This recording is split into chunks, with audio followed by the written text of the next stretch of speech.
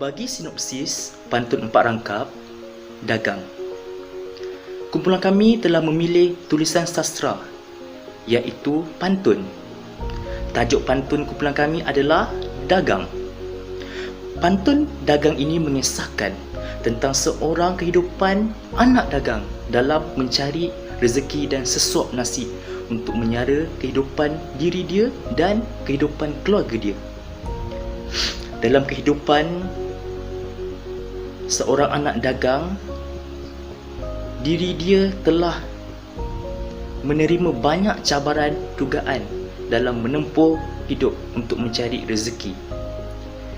Dan masyarakat dan orang kampung di sekelilingnya telah menghina diri dia akibat kemiskinan yang dialami oleh dirinya, dan menjadikan itu salah satu cabaran dan dugaan untuk anak dagang tersebut untuk mencari rezeki. Dan inilah secara ringkasnya sinopsis bagi pantun 4 rangkap yang bertajuk Dagang.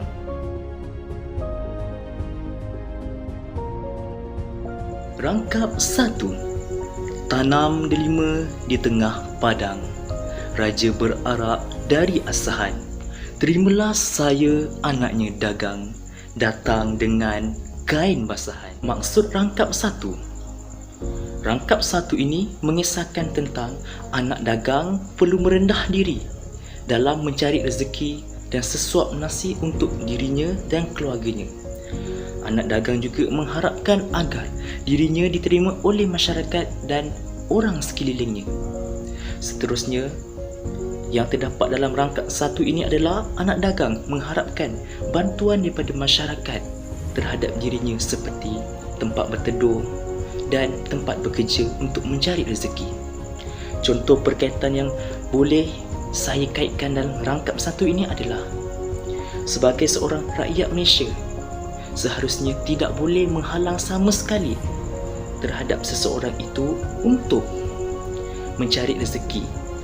Dan contoh perkaitan yang kedua yang boleh saya kaitkan dalam rangkap 1 pantun ini adalah, sebagai seorang yang hartawan, yang kaya, yang senang, tidak seharusnya sama sekali untuk sombong dan bongkak dalam kehidupan, kerana sifat itu akan memberi kesan yang amat buruk kepada dirinya dan juga masyarakat.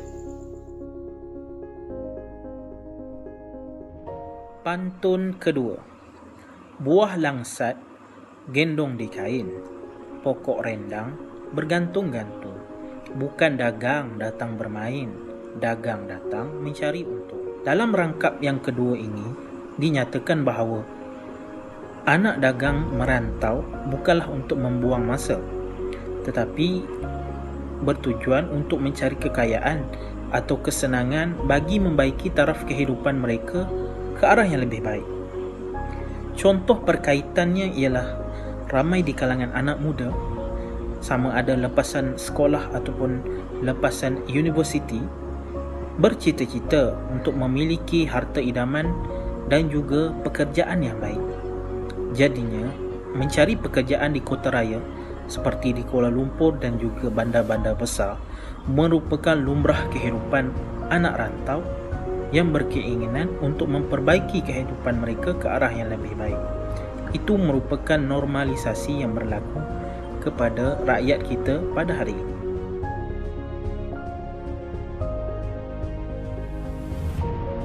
Pantun ketiga. Kedidi di pasir gosong, anak murai putih dadanya. Tarik nafas, kenangkan untung, jatuh berderai air matanya.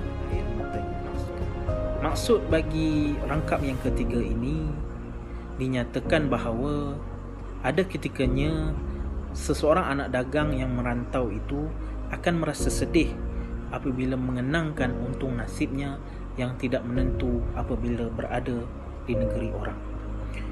Satu contoh perkaitan berdasarkan pantun ini ialah anak-anak muda yang jauh di perantauan, sama ada ketika menyambung pengajian di universiti ataupun bekerja di pelbagai sektor, ada kalanya pasti akan terfikir atau menangis memikirkan apakah yang akan berlaku pada nasibnya sama ada berjaya atau sebaliknya. Kerinduan terhadap keluarga mungkin dikenang ketika berada di negeri orang. Itu lumrah bagi seorang anak dagang.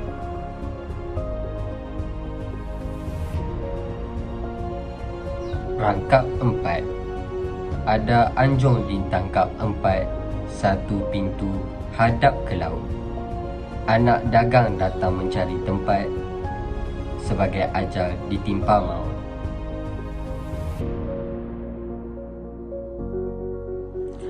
Rangkap yang kelima adalah rangkap yang terakhir dalam pantun ini. Pantunnya bunyi sebegini. Sengkalang kayu sengkawang, ketiga dengan kayu kelat.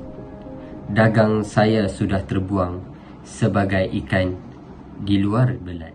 Rangkap terakhir ini menyatakan seorang individu akan berasa sedih jika dirinya tidak dihargai oleh masyarakat di sekelilingnya. Sebagai contoh, manusia di muka bumi ini jatuh jika masyarakat yang ada pada mata kasar mereka tidak menghargai kebaikan dan keburukan yang seorang individu itu lakukan.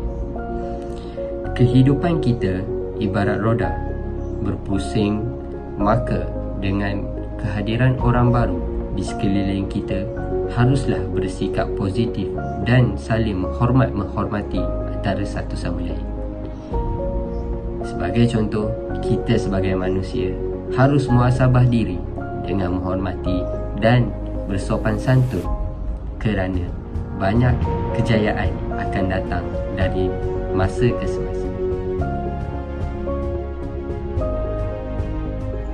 Secara kesimpulannya bagi pantun ini memberi satu pengajaran yang sangat berguna pada diri kita dan juga masyarakat, bahawasanya pantun ini menceritakan bahawa seseorang itu tidak boleh bongkak dalam dirinya sekiranya memiliki harta yang banyak, dan perlu ada sifat yang merendah diri dalam dirinya untuk kebaikan dirinya dan juga kebaikan orang lain. Dan pantun ini memberi kita satu perkara yang paling penting, iaitu kita perlu mempunyai sifat berberi kemanusiaan untuk kita menolong orang-orang yang memerlukan bantuan kita, seperti orang-orang yang susah, orang-orang yang dilanda bencana dan lain-lain lagi. Akhir kata daripada saya, jadilah seperti padi, semakin ianya berisi, semakin ia tunduk ke bumi. Begitu juga kita sebagai seorang manusia, sekiranya kita mempunyai harta yang banyak, tidak kiralah senang ataupun susah, kita perlu ada sifat merendah diri dalam diri kita untuk manfaat diri kita dan juga orang yang lain. Sekian daripada kami. Assalamualaikum.